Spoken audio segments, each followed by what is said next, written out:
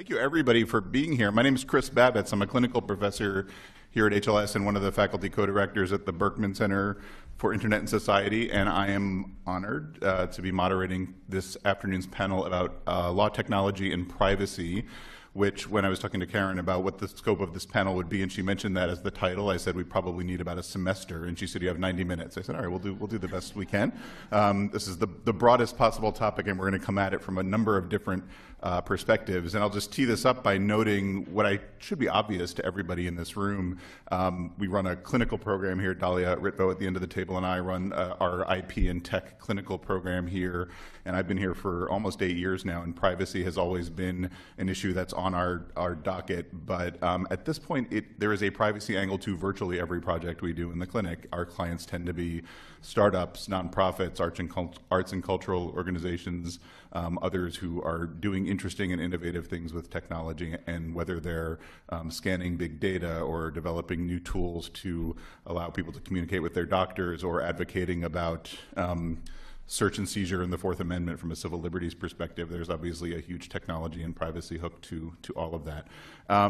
So we're going to talk for a bit, and we're going to save plenty of time for questions at the end. And rather than my trying to go down the list and read all of the accomplishments of each of our speakers, I'm going to ask each of them to introduce themselves and maybe talk for a minute or two about the perspective they bring and how privacy issues intersect with their work. And I think we will be talking today about privacy again in all its dimensions, and to kind of frame that in two really big ways. I think there are people here on the panel who think a lot about privacy in terms of surveillance, in terms of government, privacy vis-a-vis the government. There are folks here expert on issues related to privacy vis-a-vis private companies, the relationships we form with the companies that store our data and our documents and our emails. Hopefully we'll have time to touch on all of that. So I'm going to turn to Susan, if that's okay, and ask Susan Frywald to introduce herself and, yeah, start us off. All right, so I'm told I'm supposed to introduce myself, tell you a little bit about my milestones in my career, and then tell you about my perspective. Yeah? That's beautiful. right? I love it. This 1 minute great. each, okay? Yeah, let's do it. All right. So I teach law at the University of San Francisco School of Law. I've been there about 20 years. Before that, I clerked and worked on Wall Street for a little bit. And so I teach cyber law, which has now become internet law because cyber law is no longer a cool word. And I teach privacy law, and I used to teach contracts, but after some retirements, I have now taken over criminal procedure, which is my love. And I've been writing about communication surveillance of new technologies for a long time. That's mostly what I've been focused on. And so let's see, mostly a lot of scholarship, and then I was actually in the last couple of years able to get involved in some actual cases, and I worked as an amicus or amicus, whichever you prefer, in a case involving the first recognition that email deserves Fourth Amendment protection. So that was called the Warshak case, and I co-authored the law professor's brief in that case, and then I went on from that to work on some amicus briefs in cases involving access to stored cell site location data.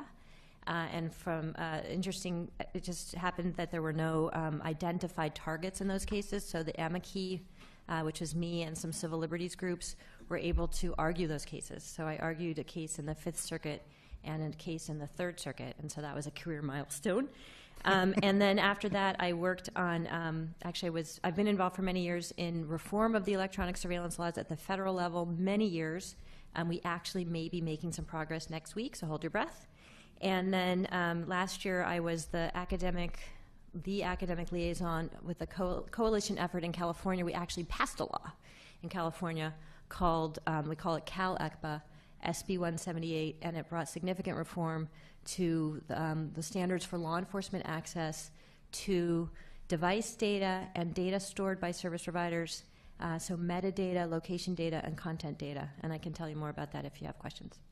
Oh, and my perspective, I'm a civil libertarian who has a technical background, who's grown increasingly convinced that it's a really complex issue and we have to keep account of all the various interests, including public safety.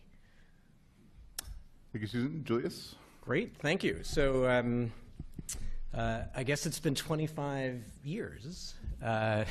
I've spent most of that 25 years around tech media telecom, 15 of those in the private sector, most of that helping build a company that's associated with Barry Diller called IAC. We owned and operated businesses like Expedia and Hotels.com and TripAdvisor and Ticketmaster and Match.com. Lots of fun. I'm at the Carlyle Group now, investing in tech, media, telecom. I spent 10 years in government, so 15 in private sector, 10 in government. The bulk of the government years at the FCC, and I was lucky enough to spend 4 of them as chairman of the Federal Communications Commission in the first 4 years of the Obama administration. So with all that background in tech, media, telecom, I should know something. It's one of these areas where the more time you spend in it, the more you realize that it's so fast-moving that it's actually hard to get one's arms around any of the issues. I think Chris is right, and Susan really said the same thing. But I'll try 3 thoughts coming out of both my private sector and government experience. So one, as a general matter, subject to exception, people in government misunderstand and oversimplify the private sector, and people in the private sector misunderstand and oversimplify the government. Point 2, public discussion around all of these issues, tech policy in general, has gotten worse and is pretty bad.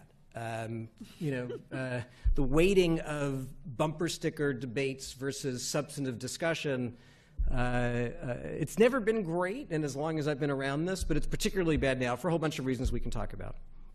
And then the third point is, at the same time, these issues are taking on greater importance. Technology's always been important. Information communications technology has always been important.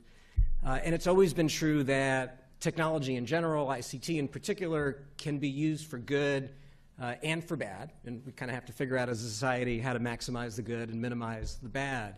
The challenge today is that the magnitude of the good and bad is getting larger. The velocity of the issues presented is speeding up, and the complexity is increasing. So these are all, a bunch of good reasons to be a pessimist.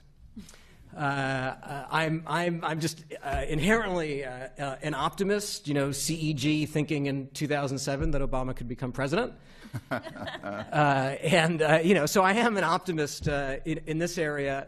And one of the things that gives me optimism is something that we saw today at lunch. I hope all of you had a chance to see Jonathan Zittrain, but the kind of thinking and work going on here at the Berkman Center,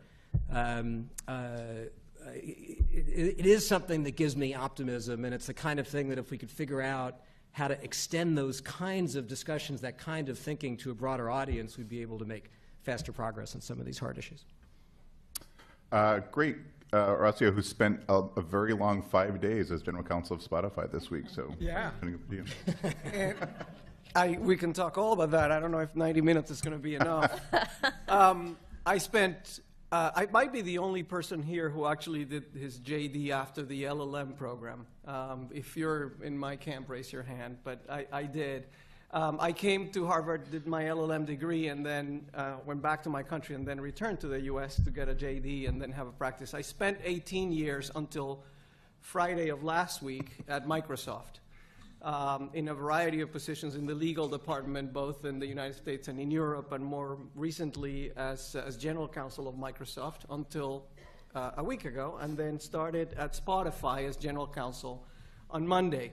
I don't know how much I can share in terms of perspectives of my new job. I'm lucky if I remember my new password and how to log on into the system. But there are some things that are very common between the two, and issues that we have to talk about and that we hear about in the media all the time.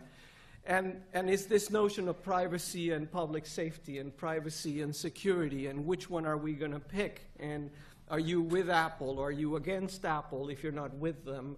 Or are you with the terrorists otherwise? And will the terrorists win if you think about privacy? And that is the central question of the technology policy discussions of the day. And we know that it is never that simple. And in fact, even before technology, this tension existed. That was the tension that led to the Fourth Amendment, those very discussions about privacy and public safety and public order and things of that sort. The question is, how do those principles that were so carefully developed in the physical world are going to translate into the online world? And when you look at it from that perspective, you know that the answer cannot be that privacy will always trump security, and you know that the answer cannot be that security will always trump privacy. The reality is, we as users, we want everything. We want privacy, and we want security defined in however we think they should be defined. And that's a fascinating discussion, and it's one that permeates what's going to transpire in the courts in the next few years. It's what's behind Director Comey's of the FBI statements and the New York Attorney General statements about what's going to happen with the iPhone. But these are also questions that are being raised in other parts of the world by governments who are watching very keenly how the conversation takes shape in the United States. Great. Turn over to Gönenç. Hi, I'm Gönenç Gürkaynak. I'm the class of 2001 LLM. I'm the founding partner and the managing partner of one of the leading law firms in Istanbul. I formed this law firm after I practiced in New York, London, and Brussels, qualifying in these jurisdictions. And then it grew into its current size of about 100 people now, some 75 lawyers. And we predominantly do regulatory work, so there is some transactional work too, but our main thing is regulatory and compliance, and internet law is a large chunk of that. And Turkey is a country with significant security concerns and issues, and Turkey is also a country with a hardened society, which means that you have to always deal with borderline cases. Things can be dressed up as privacy concerns. Things can really be privacy concerns. So it's a very tricky jurisdiction from that perspective. I actually am a student of law and economics, and my really main area has always been competition law, and Google and Twitter and Uber and AT&T and whatnot have drawn me into this field of law. So I had to learn it by doing it, and by being a part of it, by molding the legislation while it was being promulgated in Turkey. Just last Wednesday, the data privacy law has passed in Turkey, and I was lucky enough to be one of the lawyers providing an opinion and shaping it, although it didn't pass the way I have hoped it would, but it never does, so that shouldn't be a big problem. So ultimately, I'm really looking forward to this discussion. Also, it's a great honor for me to be in this panel, and Horacio has also been someone that I have worked with quite a bit, because while I was in Brussels, I was defending Microsoft together with the rest of the team, and he was the in-house counsel at that time coordinating. So there was some Harvard class solidarity there, and I'm happy to find that opportunity again. That didn't go too well, though. No, yeah, we didn't succeed ultimately. I fled to Turkey, actually. Dahlia? I'm Dahlia Topolson-Ritvo. I, as Chris mentioned, am the Assistant Director of the Cyber Law Clinic. We've held on to that now passé term, mostly because it confuses most people.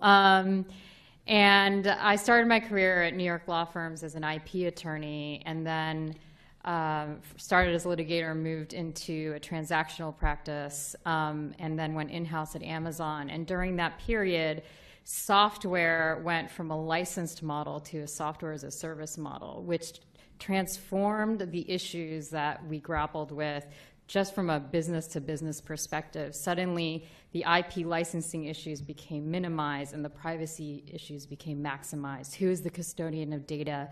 How is data flowing? Who holds it? How protected is it? Is it secure? Who can capitalize on it and make money off of it? So all of these issues started to percolate. After Amazon, I came here and joined the clinical program here at Harvard, which has been an excellent experience. And the privacy issues have only ballooned.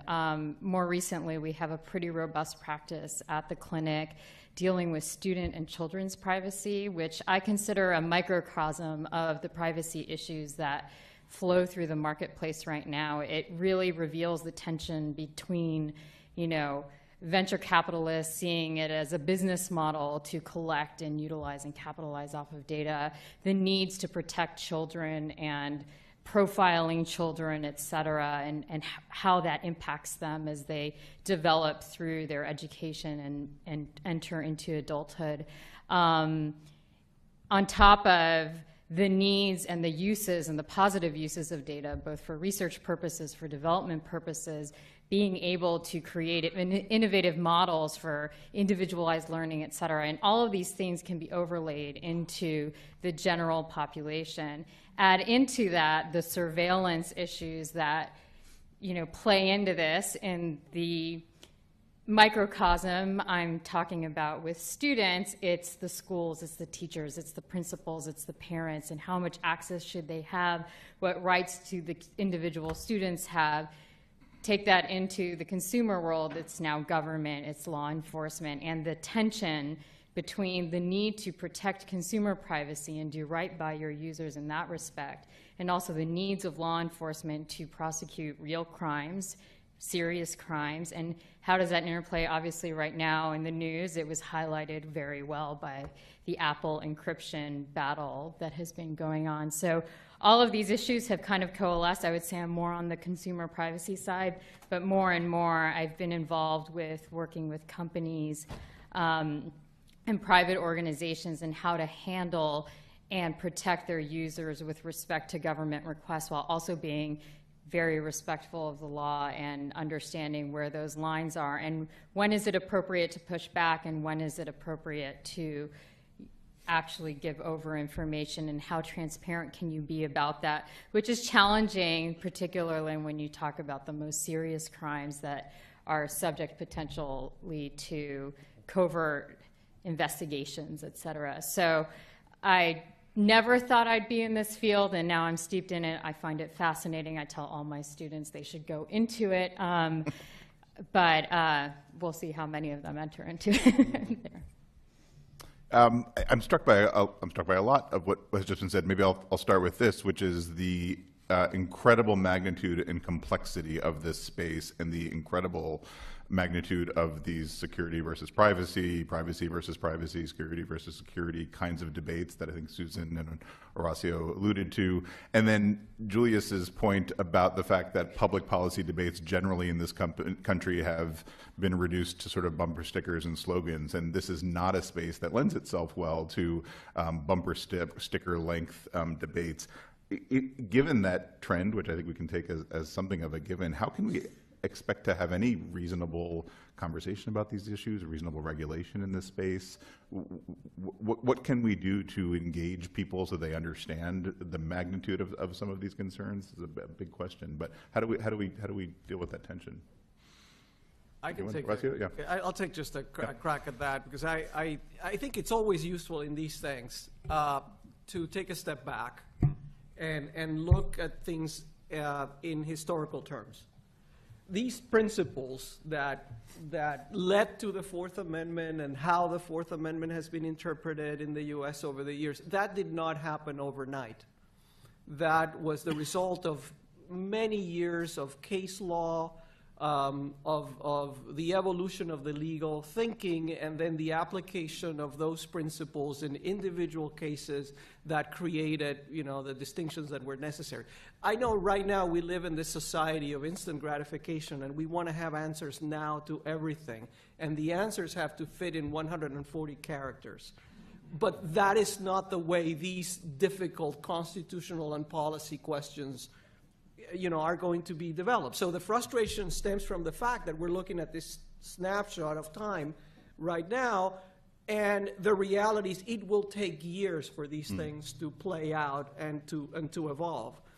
I think the most important thing on the policy front is to to try to have the discussion where it needs to be. There is a policy making and a legislative discussion that needs to take place in some respects. And then there will be cases before the courts that will shed some light into that issue. The main thing is, and I know this is not very popular, but cyberspace is not its own thing, immune from the laws of gravity, where legal principles can't really penetrate. It turns out that the same principles that work in daily life should apply. I'm not saying they will apply mechanically and immediately and in an obvious way, but some of the same balancing of principles and values that are important societal values in terms of public safety and security and privacy and all those things apply the same way in that world and in others. And that is why it's not a really good discussion to have over the media, over the Twitter sphere or others like that, because it requires a level of nuance that is not welcome in that space. Yeah, and I'd just like to follow up. You know, one way to have this conversation is through the involvement of all the branches. And so, for example, with Apple versus FBI, when this question was percolating before FBI found another way in, there was a question of whether the court should get involved in the question and resolve the motion, or issue an order. And some legal academics put together an amicus or amicus, whichever you choose, brief, and the basic thesis of the brief, or one of the big arguments, was the court should stay out because it's such an important policy question that it should be resolved in Congress. Well, meanwhile, of course, Senator Feinstein and Senator Burr were rushing to get a bill through that would have, just ruled out any kind of encryption that wasn't immediately crackable by the FBI, which I don't think was a particularly considered approach. But I didn't sign the amicus brief because I thought it was important that we hear from the courts on the question, and that in general, I think we get the best answers when the courts and Congress have a dialogue about surveillance. And one of the problems we have in the surveillance area, for example, is that too many of surveillance practices happen behind closed doors without oversight by the courts. And so then you just really get the executive branch making those decisions all by themselves. So one of the principles I've argued for in my work is more oversight through, notice and through a warrant and through suppression remedy, which I know is controversial. But I think, apart from the Twitter dialogue and all that stuff that you're always going to have, I think our system works best when we have all the branches involved. And Go ahead, Gönenç, and then I would just Dahlia, and then Gönenç, yeah. quickly add, from the consumer side, what has happened with major tech companies becoming custodians of vast amounts of data about individuals and very sensitive private data about their day-to-day lives is that there's a disconnect between citizenry and government in this regard, which is highly problematic, and it's putting companies in strange positions of almost being policymakers themselves, which, in my opinion, is not the appropriate legislative process or even judicial process, because companies should not be arbiters of these questions, and nor do they want to be very fair to the companies. But I think there needs to be a little bit more education with respect to just public perception and understanding of these issues, which can be presented in a very dry manner. I'm loving John Oliver right now for putting these at least to a small demographic in a way that people kind of wake up to these concerns so that they can speak to their policymakers about these issues, because these questions are no longer being handled between the citizenry and government. They're being handled between companies and the government, which creates potentially poor policy that doesn't protect the individuals that ultimately we're trying to attend to. Gönenç? There's, of course, an emerging market perspective to be developed for this, because most emerging markets lack the decades of precedence and the maturity that Horacio was talking about, which really has a bearing on the entire analysis. So what happens is typically you end up with the police officer wanting his video of attacking journalists during a press conference be taken down for privacy reasons. or you end up in instances where there is absolutely no privacy expectation. That privacy is being used as an excuse for something else, and that is not too far from censorship. I'm not saying there are never genuine privacy concerns, but privacy is always a concept where you raise an eyebrow in most emerging markets if you are a proponent of freedom of speech and if you want to take a hard stance on making sure that people have access to information. So there, I think we are in a very delicate situation because these emerging markets have to explore their potential. And the only way that they can really explore their potential in a sustainable way is if they become freer.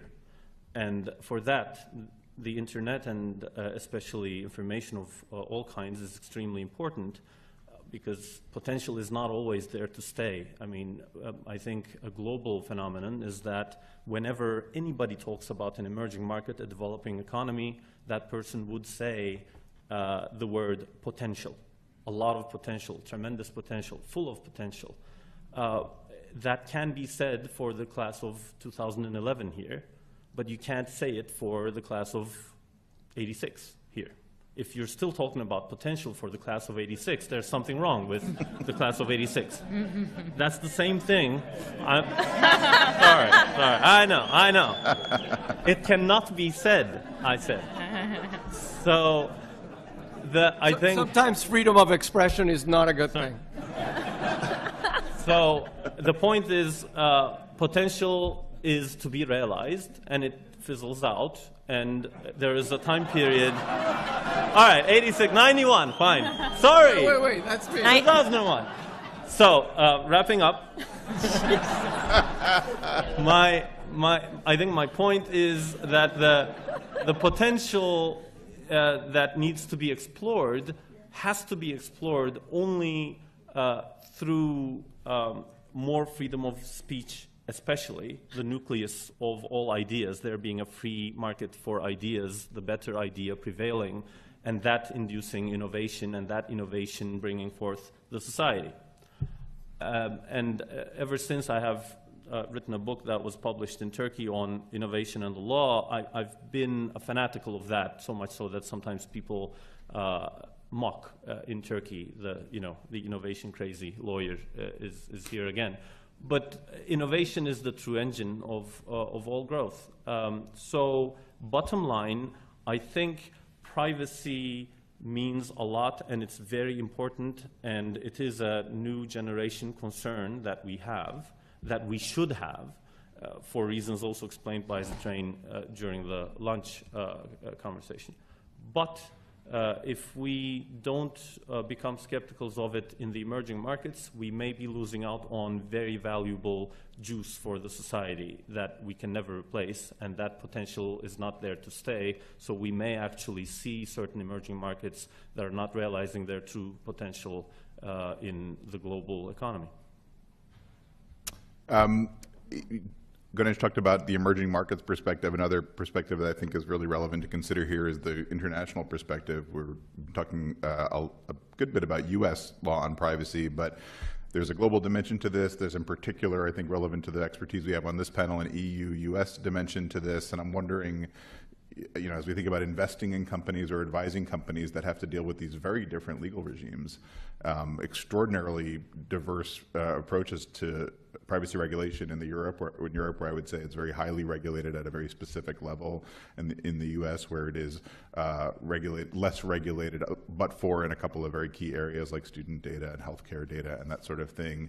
The U.S. First Amendment obviously plays a big role in kind of how the U.S. has developed its own jurisprudence around privacy. How do companies that are doing businesses in multiple jurisdictions navigate this landscape? If anyone has thoughts on that. With difficulty. Yeah. Look, there's a part of this that's a reality that we have to accept, and that is that this difficult balancing is a reflection of societal values that may vary from country to country. Now, privacy and the respect for privacy is a fundamental right. And it's amazing that some people cringe when they hear that privacy is elevated to that, but it is actually in the Charter of Fundamental Rights. It's in some of the international instruments, and it's obviously in European legislation also enshrined. But it is not absolute, and the instruments also recognize a number of exceptions. So that really means that the individual way of balancing some of these values allows for some flexibility on a country-by-country basis. For a company that's doing business around the world, and that was the case when I worked at Microsoft, and it is increasingly the case at Spotify, there's a part of this that just requires a lot of work, and it just requires having good lawyers and having an infrastructure so you understand the practicalities of how to do business there. And then there is the problem that there is a limit to how much you can continue to have the value of a global internet if every country regulates the service in such a way that it loses the advantages of this global platform. So once again, it is a matter of balancing these different things. So we are still at a stage in which we are in an advocacy stage, an opportunity in which policies are still in the process of being formulated, and where there is an opportunity to advocate for harmonizing regulatory regimes. But we are going to see situations like we see today between, conflicts of laws between the laws of Brazil and the U.S. and the laws of Luxembourg and the others, where, companies are being put in a position where if they comply with a law enforcement request in one country, they're going to be, by doing that, violating the law of a different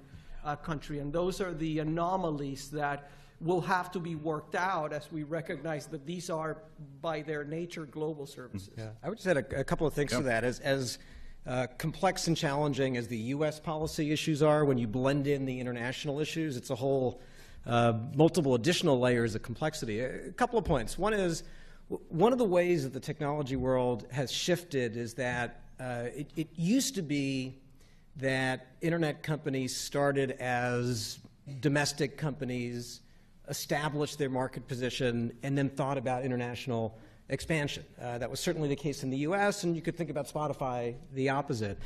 But that's not the case anymore.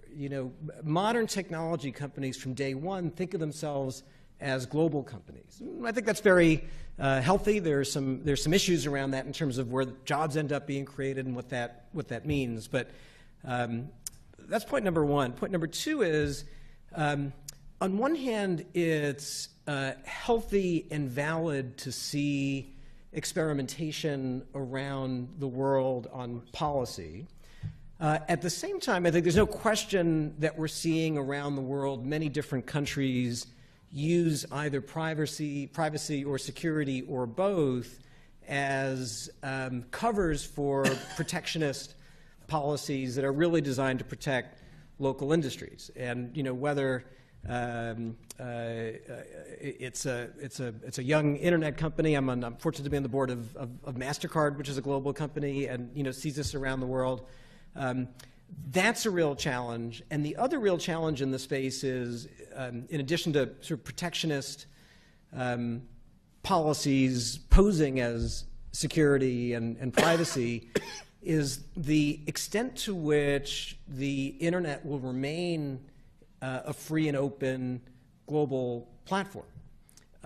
So some countries are moving forward with privacy or security policies, and they're really designed to protect local companies. Other countries are moving forward with actions in these areas, and they're really designed to suppress local information flow and discussion and to censor. And unfortunately, the stronger the privacy and security imperative, and they're very important issues, but the more cover that actually provides to countries around the world to take steps that are counterproductive for free speech, free markets, and a flat world. We all have perspectives on whether a flat world at the end of the day is healthy or unhealthy. I take the view that it's healthy. But it is a really important issue, and I think all of us in different things that we do have seen it. Very small addition to that. That's great. Thank you for that. Basically, it's so true that something that happens marginally in these kinds of fields in developed countries has such a bigger ripple effect in the emerging markets. And you could use any kind of analogy. I mean, if Harvard Law School did not use the good sense of the dean and allow for those signs to be there still, reclaim Harvard signs and the freedom of speech that is going on in the Kasperson Center now, I bet you dozens of schools all around the world would have said even Harvard Law School is taking it down. So things set a precedent very quickly, and of course, being a part of a nation that is already developed, you can't take your policy decisions bearing in mind what this is going to mean in other parts of the world. But then again, it's a global gameplay now, and to the extent a hardliner approach is being produced about calling everything privacy, for example, you can bet on it that that's going to be a term that is used very frequently in Turkey, to the extent you come up with the right to be forgotten and not define exactly what it is. The elusive term of right to be forgotten is suddenly turned into, I should have a right to be forgotten. I just went for severe corruption issues 4 years ago, and I'm a politician, but I want to forget this. Don't you want to forget this? So, it's always going to be that kind of a situation. Therefore, we need a global approach to these kinds of things, both in academia and in the legal practice, I think. But at the same time, with a global approach, you do sacrifice the fact that different countries approach questions differently. So, for example, Europe treats dignity as much more important than we do here. They put a value on it. And related to that, when the European Court of Justice rejected the Safe Harbor Agreement and said that that the U.S. didn't provide adequate protection to European citizens' data because of the Snowden revelations that showed that our national security apparatus was getting too much unpredicated access, so mass bulk access, thank you. Bulk access to European data without really any recourse for the Europeans, and that therefore we couldn't just, U.S. companies couldn't just access European data under the current terms of the Safe Harbor.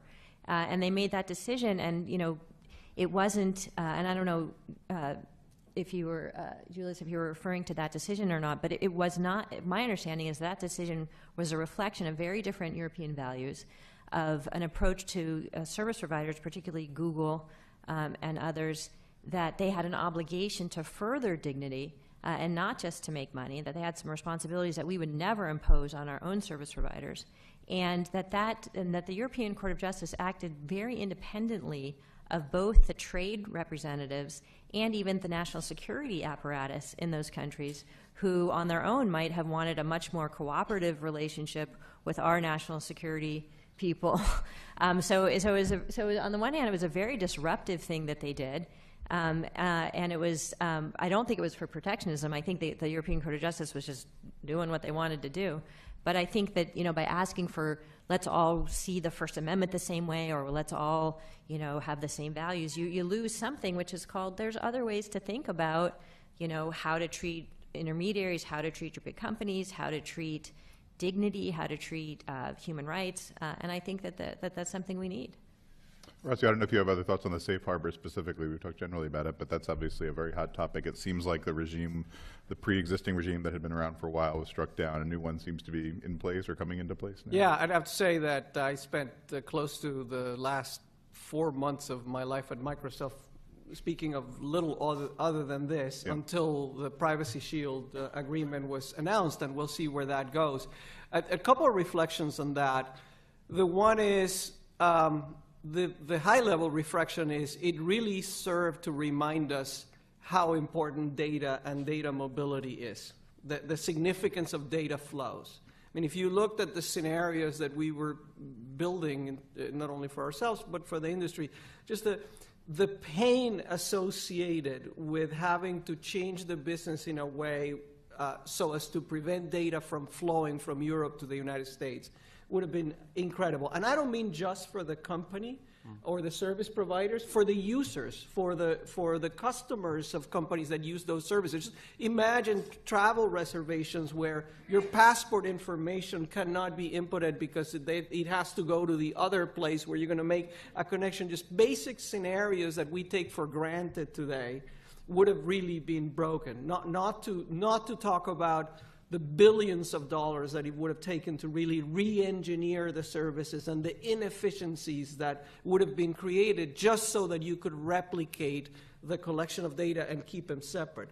So essentially the lesson of this is, and it's going to get even worse with machine learning and big data techniques and all those things, resistance is futile. Technology has taken over so many of the tasks that we take. Data is essential, is going to become the currency of the future in commerce, if it's not already. Internet of Things and ambient technology and all those things, the intelligent agents that people are talking about, some of them exist today in some rudimentary form. The scale of data collection and the questions that it will raise from a legal and policy perspective and even from a digital sovereignty perspective, I don't think we have even begun to appreciate what those are going to be. This is just a preview. Safe Harbor was. Mm-hmm. And the other thing that I would say about that, and just commenting on the remark made previously, it is interesting that in Europe, the Court of Justice made that decision, and it was really, I would say, mostly a reaction to the revelations in Snowden. So much of the debate you see today are really second and third order effects of what I think people can say was an overreach by security agencies in the collection of data. I think it's fair to say that. So one has to put those things in that context. That discussion was also devoid of answering the question, what do security services in Europe do? When you're making a determination that the American system is not equivalent to the European in terms of the protection that it affords citizens, is the European security system behaving any better? And that question was never had to be answered.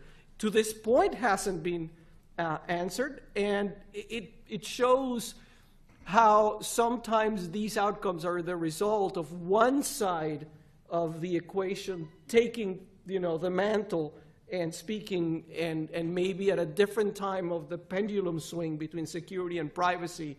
It'd be interesting after the attacks, the unfortunate attacks in Europe, what is the reaction? Is privacy now at the center, or is now security and public safety more at the center? We've seen that pendulum swing in the United States in terms of public perception. So at a high level, I think what it was is a reminder of the fact that we live in a world that is dependent on the flows of data around the world, and also that these policy questions are really dictated by the unique perspective that a society has at a particular time.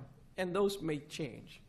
Susan, do you want to? Well, yeah, I mean, I understand your argument, Horacio, but, you said it would be so expensive for the user, who I think would be the European user, who wants to take advantage of Microsoft, because Microsoft would either have to put up barriers so that they treat European data so much more protectively, by complying with European rules, than they treat American data, or that was one choice, or they would have to maybe go through a European business and not an American business. A third choice is that Microsoft, raise the privacy that it delivers both to Europeans and Americans, which to some extent has happened, and I think you see it, the Apple case is an example of it. But if I could finish, I think that's one thing. I think that we're moving away from a time, and I see this with the FTC and with the FCC and with European pressure, where where we regard as the public interest the interests of the big corporations. And one last thing, and then of course you'll want to respond, is that I do think we're also moving into a time where we used to think that data was just an asset. And the more data, the more valuable. And I think we're starting to recognize that data is a toxic asset in some ways, particularly because of identity thievery, which has just gone outrageous. And that companies really need to pay attention to how much they're collecting and whether they need it and whether they need to store it and how they store it. And I think we're seeing a real shift that's important. And just, because the information that companies collect can be very dangerous. And then it can go to the government very quickly and very easily, and that in itself can be dangerous. So you recognize a problem with overreach by the NSA in terms of bulk collection, but it's something that companies are doing too, which then is available to both law enforcement and to the intelligence agencies. There is always a way of presenting these things in a manner that sounds nefarious. When you look at the use of data from the point of view of the value that the consumer gets, and I'm not speaking on behalf of a company here. I'm speaking on my own. We've become so accustomed to the fact that we have these services that wherever we are, we can make travel reservations, we can make changes, we can. I can wire money to my daughter who's in college from the train or from wherever I am. My comment about what would happen with the collapse of Safe Harbor if there hadn't been an agreement that would succeed had nothing to do with what the company would have done. It was not just the matter that the safeguards that were in place in the U.S. from a corporate perspective were not the same. In fact, they were exactly the same. The concern behind the European Court of Justice decision did have nothing to do with the behavior, had nothing to do with behavior of companies. It had to do with what they call the generalized collection of data by the security agencies. So, in fact, reputable large companies have infrastructure in place to protect the data, and it would be impossible to treat it differently generally from one jurisdiction to the other. So essentially, the higher watermark sort of governs the way data is managed. And the point about the second remark that you made, absolutely everybody recognizes the risk of holding data. And it also, companies recognize that in the online world, trust by the customer is essential. If the customer doesn't trust you, they will not provide you the data, and you will not be able to serve them. But there are different kinds of services, and people have different tolerances in terms of how they expect the service to treat their data, depending on how sensitive the data is. But the reality is that when you think of the value that these services can give you, how they can personalize, just imagine a personal digital agent that's anticipating your needs, and it's telling you, well, like it does today, if you want to get to that meeting in downtown New York, you better leave now because I just checked traffic and it's terrible. And by the way, if you want to get to JFK for your flight at 5 p.m., you better do that. And did you have your passport? Do you remember to do this? I may be describing it a little bit more annoying that it is or not. But just imagine the value into your daily life that technology can have if it just can know enough. Now, the problem is, what if it doesn't work the way it's supposed to work? What if you can't trust the people who have that data? What if it's hacked? What if someone can then reconstruct your whereabouts and know your location at every time by just tapping into the data? That's these are the pros and cons of these things, and as usual, we're going to have to make decisions as to how much do we trust these services. I'd add one note to that. It's an interesting question on both the private sector side and the government side, when things are self-regulating and when they're not. And so, there have been a number of significant security breaches over the last few years, Target and some others. And CEOs have lost their jobs. And that is having a self-regulating effect at companies. There's no board that I'm on, no company that I'm engaged with that isn't saying, hey, wait a minute, that can't happen to us. And that's a healthy thing. On the government side, it's a healthy thing. A question is whether it's sufficient. Right? You could take the view that everything will be self-regulated and government doesn't have to do anything. I don't think I'm convinced that that's the case. There's a similar issue on the government side. You know, the Snowden topic has had very negative consequences for the U.S. government, and the U.S. government thinks so, for U.S. companies, and U.S. companies feel it. And, you know, we're going through something of a self-regulatory reaction to that. We'll see how it plays out.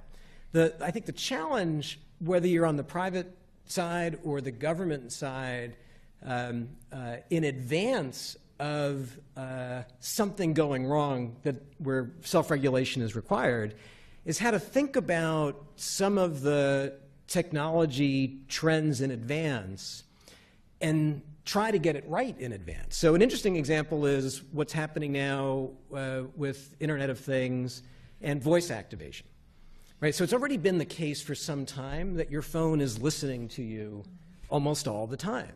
And we see now with the success of Alexa, Amazon's product, that people actually really do feel the benefits of, oh, wow, if you haven't tried it, I encourage you to try it. It's very interesting. I'm on the board of a company called Sonos, and you'll see it happening there as well in the music space, good partner of Spotify. Sonos is great. Sonos is great. But imagine now, you know, all these devices, our phones, other devices in our homes that are listening all the time. Yeah. You know, what's going to happen here? Will it happen that something will go wrong and some company won't adequately protect data, or there'll be a hack, and then we'll have to go through, you know, a pretty awful period of self-correction?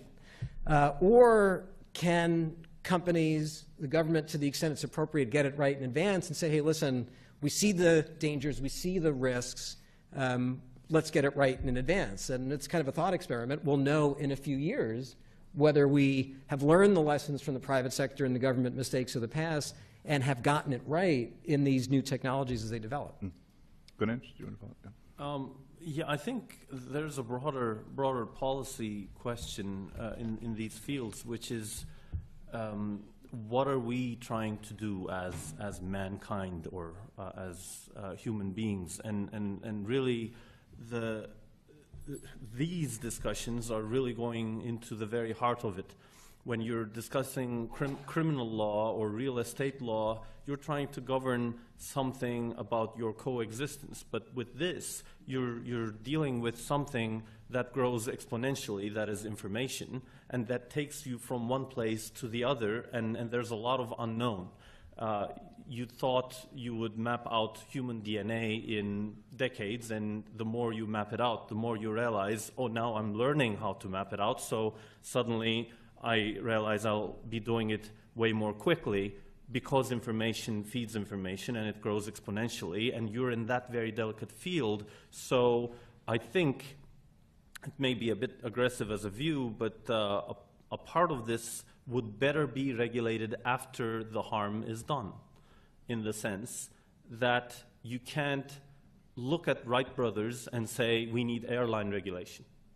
You'll have to have some plane crashes, you'll have to have planes flying around, and then realize why certain problems are coming about, and then regulate it. If you do it too quickly, and men is very prone to doing it too quickly, especially in the AI world.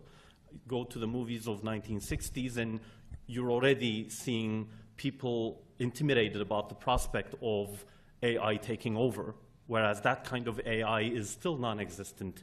The AI that has a recognition of existence. I am machine, and these are people, and I am not them kind of existence. And we don't even know if it is ever going to be possible to give that kind of existential understanding to artificial intelligence. And yet we're discussing AI regulation as if things are about to tip. Or with data privacy, I do fully appreciate that privacy is very important, dignity is very important too, but one has to take baby steps. The Costeja decision of the European Court of Justice was not a baby step. It was a huge, sudden erection of a building on the concept of erasure. And if we were to take those kinds of huge leaps in one single shot, it's going to be very difficult to detect what we have done, whereas we should be testing it baby step by baby step by baby step, because we're in a very delicate field that has to do with all of our welfare. Can I which is just one innovation. note on that? It's a very provocative point. Bad thing. Let's let bad things happen first. So while I agree that there's a risk to government regulating too quickly and incorrectly, I don't agree that we should wait for a drone to crash into an airplane before we try to sort it out. I think you're raising a really important question, which is, as the magnitude of the risks get greater, how do we run a government and a conversation between government and private sector and citizens so that we can get the balance right? And I think it comes back to something that we were talking about at the beginning, which is the dysfunction we have and our inability to have those discussions and those conversations. And I guess I'd make one point on this from my experience, which is there's so many levels at which one can talk about this, but I want to talk about it at the level of personal responsibility, wherever you are in the ecosystem. And I think one of the trends that I've seen is almost a divorcing of these issues from people and the roles they occupy, whether as citizen CEOs or government officials. It's hopeless. It's decided by someone else. My views, my input, my actions are not relevant. It's a very dangerous trend in a democracy and a free market, right? It's really essential that we all, in whatever role we play, think. I guess I'm preaching now, but I'll just finish. But think about what we ought to do in our lives to get these great experiments right. If we're a CEO or we're in a company somewhere. I thought Jonathan Zittrain really hit this today with the fiduciary duty concept. I thought it was a great frame to think about this. What's your duty as a CEO at a company? What's your duty if you're in government and you're tempted by various political considerations? But what's your duty? What's your duty as a citizen in a community? What's your duty as a parent as you watch your kids dealing with these devices? And we all, fail at this every day. But I do.